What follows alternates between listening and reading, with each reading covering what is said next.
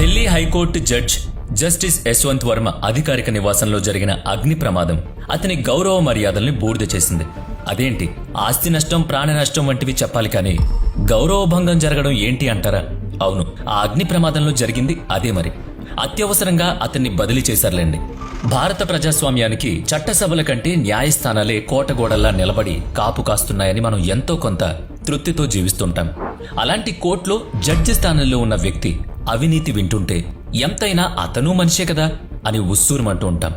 చట్టసభల్లో ఆమోదం పొందే బిల్లులు ప్రజల సంక్షేమానికి అడ్డు తగులుతున్నాయనుకుంటే వాటిని మరలా సమీక్షించమని సర్వోన్నత న్యాయస్థానం అంటే సుప్రీంకోర్టు కలగజేసుకుని సూచనలు చేస్తూ ఉండడం మనం చూస్తూనే ఉంటాం.